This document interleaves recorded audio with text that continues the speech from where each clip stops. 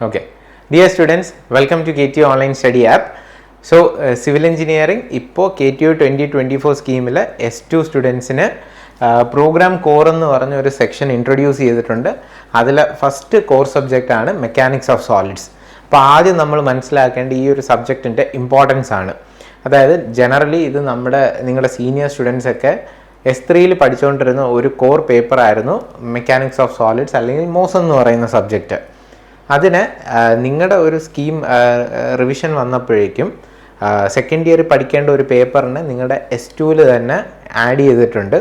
അതിൻ്റെ main reason നിങ്ങളുടെ ഒരു കോർ ഏരിയ, അതായത് സിവിൽ എഞ്ചിനീയറിങ്ങിൻ്റെ മെയിൻ ബേസ് നമ്മൾ എവിടെ നിന്ന് തന്നെ സ്റ്റാർട്ട് ചെയ്യുക, S2ന്ന് തന്നെ സ്റ്റാർട്ട് ചെയ്യുക എന്നൊരു ഉദ്ദേശത്തോടെ ആയിരിക്കും അത് ആഡ് ചെയ്തിട്ടുള്ളത്. അതായത് ഇതൊരു നമുക്ക് പറയാം ഒരു ഫണ്ടമെൻ്റൽ സബ്ജക്റ്റാണ് നമ്മുടെ സിവിൽ എഞ്ചിനീയറിങ്ങിൻ്റെ സ്ട്രീമിൽ ഫണ്ടമെൻ്റൽ പേപ്പറാണ് മെക്കാനിക്സ് ഓഫ് സോളിഡ്സ് എന്ന് പറയുന്നത്. അപ്പോൾ അത് നമ്മൾ പഠിക്കുമ്പോഴും ആ ഒരു ഇമ്പോർട്ടൻസ് കൊടുത്ത് വേണം പഠിക്കാൻ. ഇതിൽ നമ്മൾ യൂണിവേഴ്സിറ്റിക്ക് ജസ്റ്റ് പാസ്സാവാൻ ഇതിന് ഒരു 50 മാർക്കിന് ജസ്റ്റ് ഒന്ന് പഠിച്ച് എസ്കേപ്പ് ആവുന്ന കൈൻഡ് ഓഫ് ഒരു പേപ്പർ അല്ല. 50% കിട്ടി നമുക്ക് പാസ്സായാൽ മാത്രം പോരാ. കാര്യം ഇനി അങ്ങോട്ട് നമ്മൾ പഠിക്കേണ്ട സബ്ജക്ട്സ് ഉണ്ട്. ഒരുപാട് ഡിസൈൻ പേപ്പേഴ്സ് ഉണ്ട്, അനാലിസിസ് പേപ്പേഴ്സ് ഉണ്ട്. എക്സാമ്പിൾ നമ്മുടെ സ്ട്രക്ചർ അനാലിസിസ് 1, 2 അങ്ങനെയൊക്കെ ഒത്തിരി അനാലിസിസ് പേപ്പേഴ്സ് ഉണ്ട്, നമുക്ക് ഡിസൈൻ പേപ്പേഴ്സ് ഉണ്ട്. അപ്പോൾ ഈ പേപ്പേഴ്സിൻ്റെ ഈ പറയുന്ന എല്ലാ കാര്യങ്ങളും മനസ്സിലാക്കണമെങ്കിൽ നമ്മൾ എന്ത് ക്ലിയർ ആയിരിക്കണം? ഫണ്ടമെൻ്റൽ ആയിട്ടുള്ള മെക്കാനിക്സ് ഓഫ് സോളിഡ്സിൻ്റെ ടോപ്പിക്സ് ഒക്കെ നമുക്ക് ക്ലിയർ ആയിരിക്കണം. അപ്പോൾ ആ ഒരു ഐഡിയ മനസ്സിൽ വെച്ചിട്ട് വേണം നമ്മൾ ഈ ഒരു സബ്ജക്റ്റ് പഠിക്കാൻ. ആൻഡ് ഇത് പഠിക്കാൻ നമുക്ക് കുറേ ഓപ്ഷൻസ് ഉണ്ട്. അതായത് ഇപ്പം നമുക്ക് നല്ലൊരു ടെക്സ്റ്റ് മേടിക്കാം. ഇതിൻ്റെ ഏറ്റവും ബെസ്റ്റ് ടെക്സ്റ്റ് എന്ന് പറയുന്നത് strength of materials by R.K. Bansal. നമ്മുടെ യൂണിവേഴ്സിറ്റിക്കൊക്കെ ഏറ്റവും കൂടുതൽ പ്രൊഫസേഴ്സ് ക്വസ്റ്റ്യൻ ഇടാൻ റെഫർ ചെയ്യുന്നത് ഈ ഒരു ബുക്കായിരിക്കും. അപ്പോൾ ആ ബുക്കിൽ നിന്നുള്ള മാക്സിമം കണ്ടൻറ്റ് നമ്മൾ പഠിച്ച് പ്രോബ്ലമൊക്കെ സോൾവ് ചെയ്ത് കഴിഞ്ഞാൽ നിങ്ങൾക്ക് മാർക്ക് കിട്ടും. പിന്നെ ഇത് ഒരു പ്രോബ്ലമാറ്റിക് പേപ്പറാണ്. നമ്മൾ വിചാരിക്കും ഇതിലെ സിലബസൊക്കെ നമുക്ക് സിലബസ് ഡീറ്റെയിൽഡ് ആയിട്ട് ഞാൻ നോക്കാം. അപ്പോൾ സിലബസ് നമ്മൾ കാണുമ്പോൾ വിചാരിക്കും ഇതൊരു തിയറി പേപ്പർ ആയിരിക്കും. അല്ല, ഇത് ഫുള്ളി പ്രോബ്ലമാറ്റിക് ആയിട്ടുള്ള ഒരു പേപ്പറാണ്. അപ്പോൾ നമ്മൾ പ്രോബ്ലം സോൾവ് ചെയ്ത് മാത്രമേ ഈ പേപ്പർ നമുക്ക് പഠിക്കാൻ പറ്റൂ. ആൻഡ് ഒരു ടിപ്പുണ്ട്, എൻജിനീയറിംഗ് എന്ന് പറയുന്നത് is all about problem solving സ്കില്ലാണ്. അപ്പോൾ നമ്മൾ S1-ലൊക്കെ ഇപ്പോൾ നിങ്ങൾ കുറേ പേപ്പേഴ്സൊക്കെ പഠിച്ചിട്ടുണ്ടാവും. എല്ലാം നമ്മളൊരു തട്ടിമുട്ടിയൊക്കെ നമ്മുടെ +2ൻ്റെ ഒരു എക്സ്റ്റൻഷൻ ആയിരുന്നു ഏറെക്കുറെ S1-ലെ എല്ലാ പേപ്പേഴ്സും. അപ്പോൾ നിങ്ങൾക്ക് വലിയ ബുദ്ധിമുട്ടൊന്നും വന്നു കാണില്ല അത് പഠിക്കാനൊക്കെ. ചെറിയൊരു ഹെൽപ്പൊക്കെ കിട്ടി അവിടെ ഇവിടെയൊക്കെ നമ്മൾ റെഫർ ചെയ്ത് കഴിഞ്ഞാൽ ആ പേപ്പേഴ്സൊക്കെ നമുക്ക് പഠിക്കാൻ പറ്റും. പക്ഷേ എൻജിനീയറിങ്ങിൻ്റെ ആക്ച്വൽ നിങ്ങളുടെ കോർ എൻജിനീയറിംഗ് പേപ്പേഴ്സിൽ കയറുമ്പോഴാണ് നിങ്ങൾ ശരിക്കൊരു ഈ പറയുന്ന പ്രോബ്ലം സോൾവിങ് സ്കിൽസ് നിങ്ങൾക്ക് ഡെവലപ്പ് ചെയ്തെടുക്കേണ്ടത്. അതായത് ഇപ്പം എൻജിനീയേഴ്സിനെ നമ്മൾ ഹയർ ചെയ്യുന്നത് എന്തിനാണ്? ഒരു പ്രോബ്ലം ഉണ്ട്, അതിനെ നമുക്ക് സോൾവ് ചെയ്യാൻ വേണ്ടിയിട്ടായിരിക്കും നിങ്ങളെല്ലാവരും വർക്ക് ചെയ്യാൻ പോകുന്നത്. അപ്പോൾ ഈ പ്രോബ്ലം സോൾവിങ് സ്കില്ല് നമുക്ക് ഡെവലപ്പ് ചെയ്യണമെങ്കിൽ നമ്മൾ ഇതുപോലത്തെ പേപ്പേഴ്സ് പഠിക്കുന്ന സമയത്ത് നമ്മൾ പ്രോബ്ലം സോൾവ് ചെയ്യുമ്പോൾ നമ്മൾ ഓരോരുത്തരും അനലൈസ് ചെയ്യുന്ന അല്ലെങ്കിൽ തിങ്ക് ചെയ്യുന്ന ഡിഫറെൻ്റ് ആയിട്ടാണ്. ചിലർക്ക് ചിലപ്പോൾ നമുക്ക് പെട്ടെന്ന് സൊല്യൂഷൻ കിട്ടും. ഒരു പ്രോബ്ലം ചിലപ്പോൾ ടെക്സ്റ്റിൽ എഴുതിയിരിക്കുന്ന സ്റ്റെപ്സിനെ വെച്ച് നോക്കുന്നതിനെക്കാട്ടിയും ബെറ്റർ ആയിട്ടുള്ള ഒരു സിമ്പിൾ സ്റ്റെപ്പിൽ നമുക്ക് ചിലപ്പോൾ ആൻസർ കണ്ടുപിടിക്കാൻ പറ്റും. അങ്ങനെയാണ് നമ്മളൊരു എന്ത് ചെയ്യുന്നത്, നമ്മുടെ തന്നെ സ്കില്ല് ഡെവലപ്പ് ചെയ്ത് കൊണ്ടുവരുന്നത്. അപ്പോൾ ഞാനിത് പറയാനുള്ള റീസൺ, ഈ ഒരു പേപ്പർ നമ്മൾ വെറുതെ ഒരു ലെക്ചർ ക്ലാസ് അറ്റൻഡ് ചെയ്ത് കഴിഞ്ഞ്, കാര്യം ഈ ഒരു പേപ്പർ നമുക്കിപ്പം ചില യൂട്യൂബ് ക്ലാസ്സെല്ലാം നമ്മൾ നോക്കിക്കഴിഞ്ഞാൽ, ഈവൻ ഫോറിൻ യൂണിവേഴ്സിറ്റിയുടെ ഒക്കെ ക്ലാസ് നോക്കിക്കഴിഞ്ഞാൽ ഒരു 20 to 40 hours ഡ്രാഗ് ചെയ്ത് വേണമെങ്കിൽ നമുക്ക് ക്ലാസ് എടുക്കാം. പക്ഷെ അങ്ങനെ എടുക്കുമ്പോൾ നിങ്ങൾ സ്വന്തമായിട്ട് ചിന്തിക്കുന്ന ഒരു വോയിഡ് അവിടെ വരും. അപ്പോൾ അത് വരാതിരിക്കാനായിട്ട് നമ്മളൊരു 1-2 പ്രോബ്ലം നമുക്ക് മനസ്സിലാക്കാൻ പഠിച്ചിട്ട് മാക്സിമം പ്രോബ്ലംസ് നമ്മൾ സ്വന്തമായിട്ട് ചെയ്ത് നോക്കുക. അങ്ങനെ പഠിച്ചാൽ നിങ്ങൾക്ക് ഈ ഒരു സ്കില്ല് ഡെവലപ്പ് ചെയ്തെടുക്കാൻ പറ്റുള്ളൂ. അപ്പോൾ അതിന് ഏറ്റവും ഇമ്പോർട്ടൻസ് കൊടുക്കുക. ഇങ്ങനെയുള്ള പേപ്പേഴ്സൊക്കെ ചുമ്മാ ഒരു വലിയൊരു ഡ്രാഗ്ഡ് സെഷൻസ് കാണുന്നതിനെക്കാട്ടി കുറച്ച് ടൈമിൽ നമ്മൾ എന്ത് ചെയ്യണം, ആ ഒരു സബ്ജക്റ്റ് മനസ്സിലാക്കി എടുത്തിട്ട് പിന്നെ നമ്മുടെ ഓൺ എഫേർട്ട് വെച്ച് വേണം ഈ പ്രോബ്ലംസ് എല്ലാം സോൾവ് ചെയ്ത്, നിങ്ങൾക്ക് എന്ത് ഡൗട്ട് ഉണ്ടെങ്കിലും കമ്മ്യൂണിക്കേറ്റ് ചെയ്യാം. പ്രോബ്ലം സോൾവ് ചെയ്യുന്ന സമയത്ത് ഇതിൻ്റെ താഴെ കമൻ്റായിട്ടൊക്കെ ഇട്ടാൽ മതി. ഈ സബ്ജക്റ്റൊക്കെ എനിക്ക് തോന്നുന്നു നിങ്ങൾക്ക് ഇപ്പോൾ പറഞ്ഞു തരാൻ മാക്സിമം ഈ ഒരു 4 മൊഡ്യൂൾ തീർക്കാനായിട്ട് ഹാർഡ്ലി ഒരു 6, 7, 8 hours മതി എൻ്റയർ കോഴ്സിൽ. നിങ്ങൾക്ക് അതിനുള്ള സമയമേ ഉള്ളൂ. നിങ്ങളിപ്പോൾ S1-ൻ്റെ ക്ലാസ്സസൊക്കെ പ്രിപ്പയർ ചെയ്തപ്പോൾ നിങ്ങൾക്ക് മനസ്സിലായി ഒരു കോഴ്സ് നിങ്ങൾക്ക് മാക്സിമം പഠിക്കാൻ കിട്ടുന്ന സമയം ഇത്രയേ ഉള്ളൂ. കാര്യം നമ്മൾ നോക്കിക്കഴിഞ്ഞാൽ നിങ്ങൾക്ക് ഡെയിലി കോളേജ് ക്ലാസ്സസ് ഉണ്ട്. കോളേജ് ക്ലാസ്സസ് കഴിഞ്ഞിട്ട് നിങ്ങളുടെ ആക്ടിവിറ്റീസ് ഉണ്ടാവും. ഇതെല്ലാം കഴിഞ്ഞിട്ട് പിന്നെ നമ്മൾ ഈ പറയുന്ന പോലെ 6 months ഒന്നും ഒരു കോഴ്സ് ഇല്ല. ഇപ്പം തന്നെ നിങ്ങൾക്ക് ഓൾറെഡി ഫെബ്രുവരിയിൽ നിങ്ങളുടെ S2 തുടങ്ങി. ഇനി അത് മാർച്ച് ഏപ്രിലൊക്കെ വരുമ്പോഴേക്കും മെയ് ഒക്കെ ആകുമ്പോൾ നിങ്ങൾക്ക് എക്സാമും തുടങ്ങും. ഹാർഡ്ലി ഒരു 3 months ആണ് നിങ്ങൾക്കൊരു ടൈം പീരീഡ് കിട്ടുന്നത് ഈ ഒരു 5-6 സബ്ജക്ട്സ് പഠിക്കാൻ. അപ്പോൾ അത്രയും ചെറിയ ടൈറ്റ് ഷെഡ്യൂളിൽ പോകുന്ന നിങ്ങൾക്ക് എപ്പോഴും മാക്സിമം ചെറിയൊരു ക്ലാസ് അറ്റൻഡ് ചെയ്ത് നിങ്ങൾ കാര്യം മനസ്സിലാക്കിയിട്ട്, കാര്യം ഈ ഒരു പേപ്പേഴ്സ് ഒന്നും തിയറി അല്ല. അപ്പോൾ ഇതുപോലെ പ്രോബ്ലംസ് പ്രാക്ടീസ് ചെയ്യാൻ മാക്സിമം ടൈം കൊടുക്കണമെങ്കിൽ നിങ്ങൾ ചുരുങ്ങിയ സമയത്ത് ഈ കാര്യം മനസ്സിലാക്കുക, ദെൻ യു പ്രാക്ടീസ്. ഓക്കെ, ഇതായിരിക്കണം ഈ സബ്ജക്റ്റ് പഠിക്കാൻ നിങ്ങൾ യൂസ് ചെയ്യേണ്ട മെത്തേഡ്. ഞാനൊരു മെത്തഡോളജി പറഞ്ഞു തന്നാണ് ഈ സബ്ജക്റ്റ് നിങ്ങൾക്ക് സിംപ്ലിഫൈ ചെയ്യാൻ. ഓക്കെ, ഇനി സിലബസിലോട്ട് പോകുമ്പോൾ ഞാൻ ഇതിനകത്ത് നിങ്ങൾക്ക് പഠിക്കേണ്ട മെത്തേഡ് പറഞ്ഞു തരാം. നമ്മുടെ തന്നെ വർക്ക് ബുക്ക് ഉണ്ട്. അതായത് ഞാൻ നേരത്തെ പറഞ്ഞു ഈ സബ്ജക്റ്റ് പഠിക്കാൻ ഏറ്റവും ബെസ്റ്റ് എന്ന് പറയുന്നത് നമ്മുടെ ഏത് ടെക്സ്റ്റ് ബുക്കാണ്? Bansal, strength of materials by RK ബെൻസാലിൻ്റെ ടെക്സ്റ്റാണ് ഏറ്റവും ബെസ്റ്റ് മെറ്റീരിയൽ. അപ്പോൾ ആ മെറ്റീരിയലിൻ്റെ ഏതൊക്കെ ക്വസ്റ്റ്യൻസ് ചെയ്യണം, നിങ്ങൾക്ക് എപ്പോഴും ഒരു ഡൗട്ട് വരുന്ന ഇത്രയും വലിയൊരു ടെക്സ്റ്റ് എടുത്തിട്ട് ഇത് ഞാൻ എങ്ങനെ പഠിക്കും എന്നൊരു ക്വസ്റ്റ്യൻ മാർക്ക് അവിടെ ഉണ്ടാവും. ഞാൻ ഒരുപാട് ടൈം എടുക്കും, വേണ്ട, അത് നമുക്ക് സിംപ്ലിഫൈ ചെയ്യാം. അതിനകത്ത് നിങ്ങൾ ഏത് ക്വസ്റ്റ്യൻ ആണോ പ്രാക്ടീസ് ചെയ്യേണ്ടത് ആ ക്വസ്റ്റ്യൻസ് നമ്മുടെ വർക്ക് ബുക്കിലുണ്ട്. നിങ്ങൾ ആ ക്വസ്റ്റ്യൻസ് മാത്രം പഠിച്ചാൽ മതി. ആ വർക്ക് ബുക്ക് നമ്മൾ ഇതിൻ്റെ ഡിസ്ക്രിപ്ഷനിൽ ലിങ്കിൽ ഇട്ടിട്ടുണ്ട്. അത് ജസ്റ്റ് എടുക്കുക. ആ ക്വസ്റ്റ്യൻസ് നിങ്ങൾ സ്വന്തമായിട്ട് ഓരോ സെഷൻസ് കഴിഞ്ഞിട്ട് ഞാൻ പറയാം ഏതൊക്കെ സെഷൻസാണ് നമ്മൾ പ്രോബ്ലം പ്രാക്ടീസ് ചെയ്യേണ്ടത്. ആ സെഷൻസിൻ്റെ പ്രോബ്ലം ആ ബുക്കിൽ നിന്ന് സോൾവ് ചെയ്ത് നോക്കുക. ഇപ്പോൾ നിങ്ങൾക്ക് സൊല്യൂഷൻ കിട്ടാൻ ബുദ്ധിമുട്ടാണ്, കിട്ടുന്നില്ലെങ്കിൽ ബെൻസാൽ റെഫർ ചെയ്യുക. ബെൻസാൽ റെഫർ ചെയ്യുമ്പോൾ ആൻസർ കറക്റ്റ് ആണോ എന്ന് നോക്കുക. നമ്മുടെ മെത്തഡോളജിയും ആ ടെക്സ്റ്റിലെ മെത്തഡോളജിയും സെയിം ആണോ എന്ന് നോക്കുക. ഈ ഒരു മെത്തേഡിൽ പ്രോബ്ലംസ് സോൾവ് ചെയ്യാൻ പഠിക്കുക. ഓക്കെ, അപ്പോൾ യൂസിങ് വർക്ക് ബുക്കും യൂസിങ് ടെക്സ്റ്റ് ബുക്കും ആൻഡ് ലെക്ചർ വീഡിയോ, ഈ 3 ടൂളും ഉപയോഗിച്ച് പ്രോബ്ലംസ് സോൾവ് ചെയ്യുക. എന്നിട്ട് നിങ്ങൾക്ക് സോൾവ് ആവുന്നില്ലെങ്കിൽ നമുക്കത് ഡിസ്കസ് ചെയ്ത് റെഡിയാക്കാം. Okay, fine. അപ്പോൾ ഇനി എങ്ങനെ ഇത് പഠിക്കണമെന്നുള്ളതിൻ്റെ ഒരു ഇൻട്രൊഡക്ഷൻ ഞാൻ തരാം.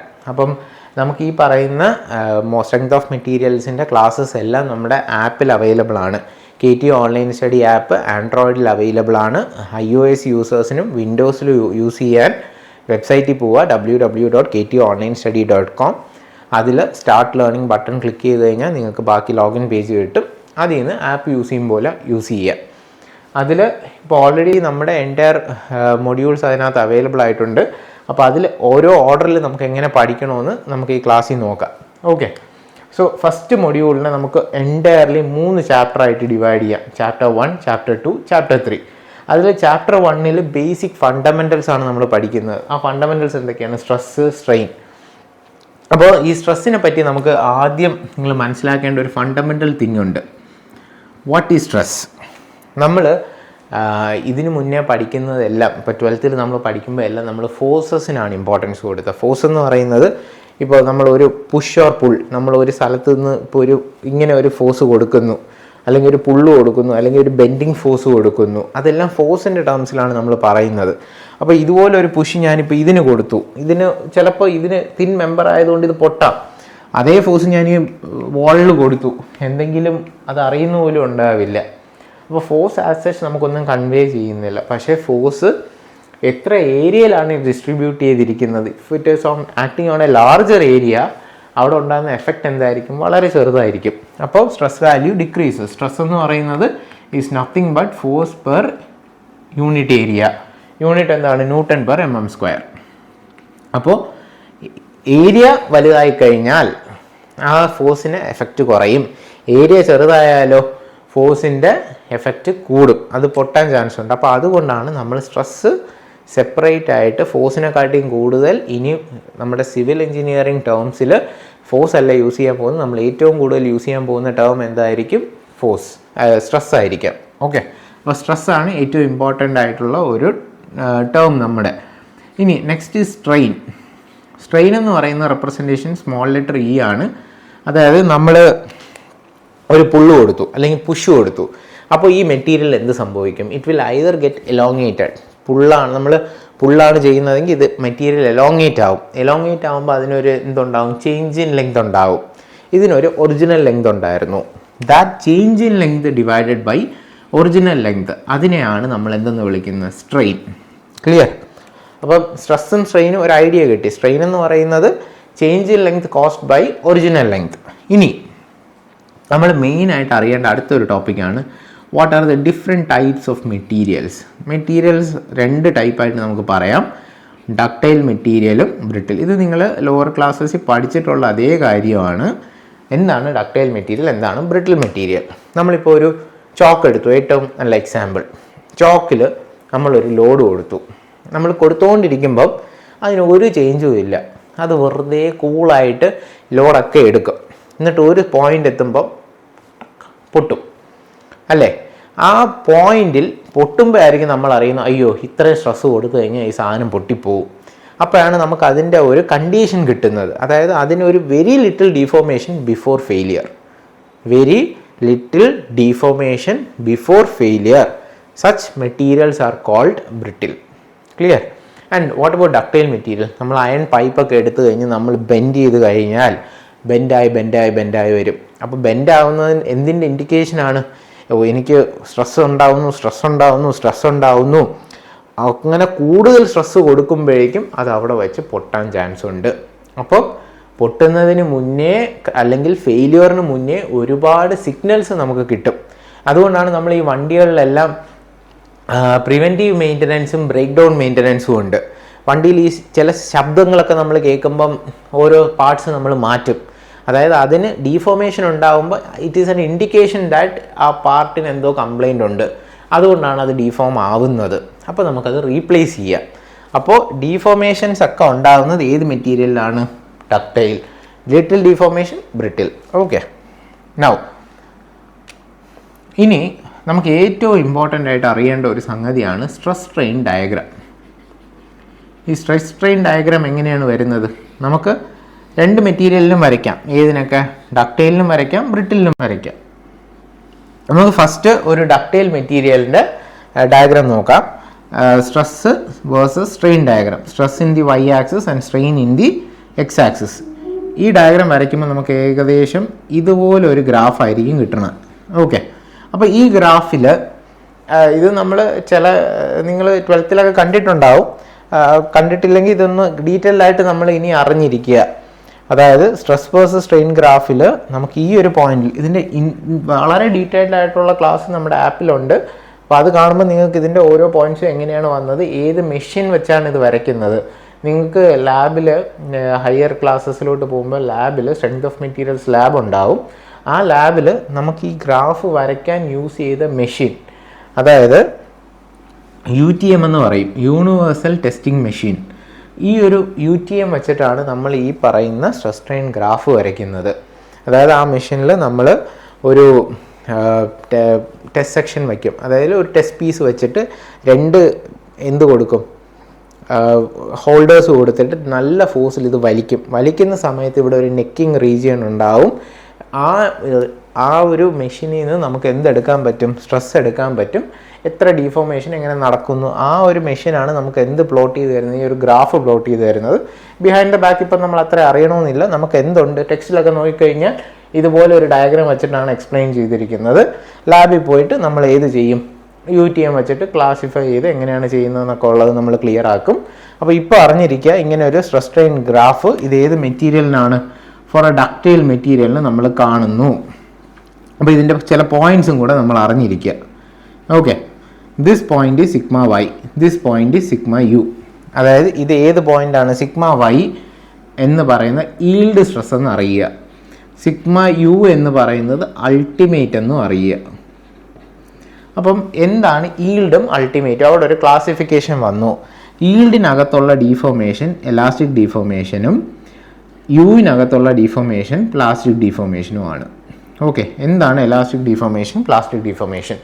നമ്മൾ ഈ ബസ്സൊക്കെ കണ്ടിട്ടുണ്ടാവും, നമ്മുടെ KSRTC ബസ്സൊക്കെ. KSRTC ബസ്സിലൊക്കെ ലിമിറ്റഡ് നമ്പർ ഓഫ് പീപ്പിൾ എന്ന് പറയുന്നത് 40 ആയിരിക്കാം ഒരു ബസ്സിൽ ഇരിക്കുന്ന സീറ്റിംഗ് കപ്പാസിറ്റി. ചില സമയത്ത് ബസ് മോഹൻലാലിനെ പോലെ ചരിഞ്ഞൊക്കെ നമ്മൾ പോകുന്നത് കാണും.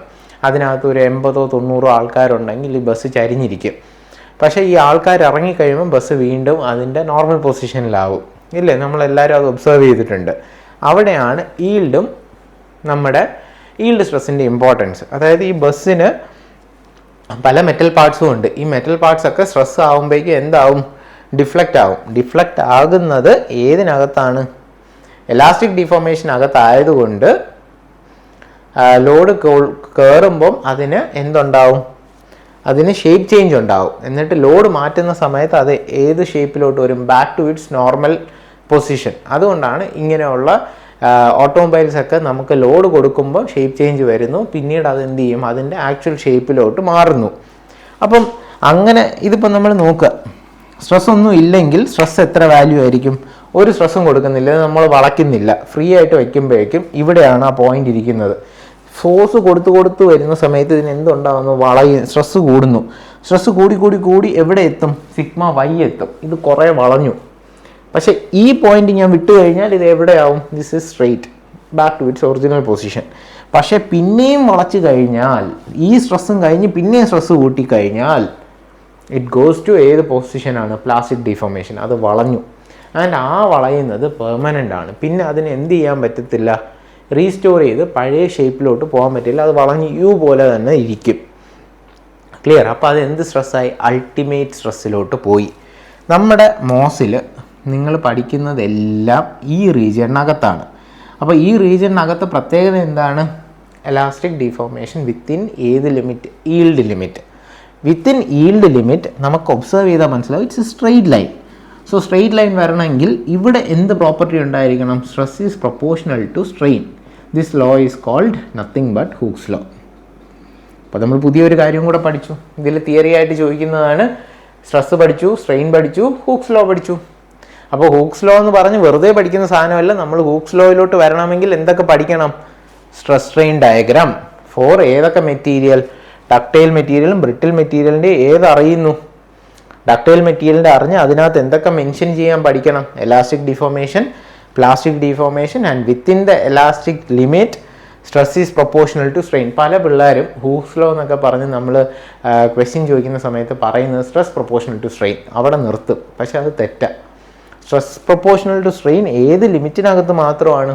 Only within the elastic limit. അപ്പോൾ ഈ ക്ലാസ് കാണുന്നത് നിങ്ങളെല്ലാവരും ഓർത്തിരിക്കുക. എത്രയൊക്കെ നിങ്ങൾ വലിയ പൊസിഷനിൽ പൊയ്ക്കൊണ്ടിരിക്കുമ്പോഴും എവിടെയെങ്കിലും ഇൻ്റർവ്യൂവിന് ചെല്ലുമ്പോൾ, ഇപ്പോൾ PhD ഇൻ്റർവ്യൂവിന് പോകുമ്പോൾ പോലും അവർ ചോദിക്കാൻ പോകുന്ന ഒരു ക്വസ്റ്റ്യനാണ് ഡിഫൈൻ ഹൂക്സ് ലോ. അപ്പം നമ്മൾ എന്ത് പറയണം? വിത്തിൻ ദി എലാസ്റ്റിക് ലിമിറ്റ് ആണ് എന്ത് proportional to strain? Stress proportional to strain. Okay, then അപ്പോൾ ആ ഒരു പോയിന്റ് നമുക്ക് കിട്ടി. ഇനി ഇവിടെ നമുക്ക് ഈ പ്രൊപ്പോർഷണാലിറ്റി സൈൻ മാറ്റാൻ ഒരു കോൺസ്റ്റൻറ്റ് ഇൻട്രൊഡ്യൂസ് ചെയ്യാം. This constant is called modulus of elasticity, MOE, അല്ലെങ്കിൽ യങ്സ് മോഡുലസ്. ഓക്കെ, അതും അറിഞ്ഞിരിക്കേണ്ട കാര്യമാണ്. ഓക്കെ, ഇനി ഒരു ചെറിയ കണ്ടൻറ്റും കൂടെ നമുക്ക് പഠിച്ചു കഴിഞ്ഞാൽ ഇത് മനസ്സിലാവും. What is working stress? Working stress അല്ലെങ്കിൽ ഡിസൈൻ സ്ട്രെസ്. നമ്മൾ പുതിയൊരു ടേം ഇൻട്രൊഡ്യൂസ് ചെയ്യുകയാണ്, ഡിസൈൻ സ്ട്രെസ്. അത് കുറച്ച് കാര്യം നിങ്ങൾ ഒരു പ്രാക്ടിക്കൽ അനാലിസിസിൽ മനസ്സിലാക്കുക. ഞാൻ നേരത്തെ പറഞ്ഞു ബസ്സിൻ്റെ കേസ്. ബസ് ചരിഞ്ഞു പോകുന്നു, നേരെ വരുന്നു. ഇതുപോലെ നിങ്ങൾക്ക് കുറച്ചും കൂടെ എളുപ്പത്തിൽ മനസ്സിലാവുന്ന രീതിയാണ് ഒരു ലിഫ്റ്റ്. ഒരു ലിഫ്റ്റിൽ നമ്മൾ ലിഫ്റ്റ് വലിക്കുന്നു, പൊക്കുന്നു. നമ്മുടെ എലിവേറ്റേഴ്സ്, ലിഫ്റ്റ് ഒരു ഫ്ലോറിൽ നിന്ന് വേറൊരു ഫ്ലോറിലോട്ട് പൊങ്ങി പോകുന്നു. അപ്പോൾ ഇതിൻ്റെ മുകളിൽ എന്ത് വെച്ചാണ് വലിക്കുന്നത്? മെറ്റൽ റോപ്സ്, സ്റ്റീൽ റോപ്സ് വെച്ചിട്ടാണ് ഇതിന് മേളിലോട്ട് വലിച്ചു പോകുന്നത്. ഈ റോപ്പിൻ്റെ ഡയമീറ്റർ നമ്മൾ എങ്ങനെ കണ്ടുപിടിക്കും? Simple question. റോപ്പിൻ്റെ ഡയമീറ്റർ ഡിസൈൻ ചെയ്യാൻ പറ്റുമോ? ഇത്രയും പഠിച്ചാൽ മതി. നിങ്ങൾക്കൊരു ഡിസൈൻ എഞ്ചിനീയർ ആണ്, നിങ്ങൾക്ക് എന്ത് ഡിസൈൻ ചെയ്യാൻ പറ്റും? ഒരു റോപ്പ് ഡിസൈൻ ചെയ്യാൻ പറ്റും. എങ്ങനെയായിരിക്കും? Simple equation, stress is equal to force by area. നമ്മളിപ്പോൾ പഠിച്ചു. അപ്പോൾ ഒരു ലിഫ്റ്റിൽ 11 പാസഞ്ചേഴ്സ് ഒള്ളി എന്ന് പറഞ്ഞ് ബോർഡ് വെച്ചിട്ടുണ്ട്. നമ്മൾ ചിലപ്പം 11 പേര് കയറും, 20 പേര് കയറും, കൊള്ളാൻ പറ്റുമെങ്കിൽ 25 പേരും കൂടെ അതിനകത്ത് കയറി നിൽക്കും. ഇത് ഡിസൈൻ എഞ്ചിനീയർ അറിയണം. ഇപ്പോൾ 11 പേര് കയറുന്നുണ്ട്. നമ്മളിപ്പോൾ നേരത്തെ ബസ്സിൻ്റെ കേസ് പറഞ്ഞു. ബസ്സിൽ ഈൽഡ് ലിമിറ്റിനകത്തായിരിക്കണം എന്ത് വരുന്നത്? ലോഡ്, സ്ട്രെസ് മാക്സിമം വരുന്നത്. ഈൽഡ് ലിമിറ്റിന് പുറത്തായി കഴിഞ്ഞാൽ എന്ത് സംഭവിക്കും? പ്ലാസ്റ്റിക് ഡിഫോർമേഷൻ സംഭവിക്കും. ബസ് എപ്പോഴും ചരിഞ്ഞിരിക്കും, ആൾക്കാർ ഇറങ്ങിയാലും ചരിഞ്ഞിരിക്കും. അപ്പോൾ അതുകൊണ്ട് ഇപ്പോൾ 11 പാസഞ്ചേഴ്സ് നമുക്ക് കയറുന്നു. ഡിസൈൻ സ്ട്രെസ് ഏതായിട്ട് എടുക്കണം? Sigma Y.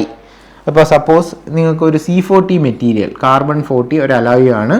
അതിൻ്റെ സിഗ്മ വൈ വാല്യൂ 324 ആണ്. നിങ്ങൾ എപ്പോഴേലുമൊക്കെ പഠിക്കും. ഓക്കെ, ഇത് പറഞ്ഞിരിക്കുക. സിഗ്മ വൈ വാല്യൂ എത്രയാണ്?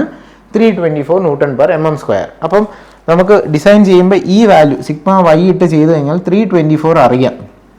11 പാസഞ്ചേഴ്സിൻ്റെ വെയിറ്റ് എന്ത് വരും? മാസ് അല്ല, വെയിറ്റ് എന്ന് പറഞ്ഞാൽ എന്താണ്? mg, mass into gravity. ഒരാളുടെ വെയിറ്റ് എന്ത് വരും? m1.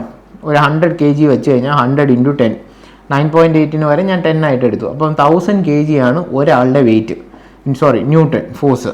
1000 ന്യൂട്ടൺ ഫോഴ്സ് ഒരാൾ എക്സേർട്ട് ചെയ്യും. അങ്ങനെ എത്ര പേരുണ്ട്? 11 പേര്.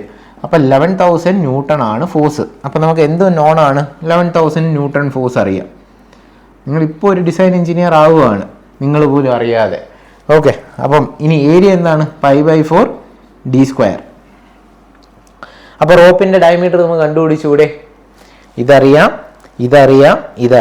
കാൽക്കുലേറ്റർ ഒന്നും വേണം, നമുക്കിപ്പോൾ ജസ്റ്റ് ഒന്ന് അസ്യൂം ചെയ്യാം. നിങ്ങൾ മനസ്സിലാക്കാൻ വേണ്ടിയിട്ട് ഞാൻ പറയുന്നു. ഇത് സോൾവ് ചെയ്യുമ്പോൾ അപ്രോക്സിമേറ്റ്ലി 50 mm, ഇങ്ങനെയൊന്നും ആയിരിക്കില്ല, ഞാൻ ജസ്റ്റ് അപ്രോക്സിമേഷൻ പറയുവാണ്. 50 mm കിട്ടി.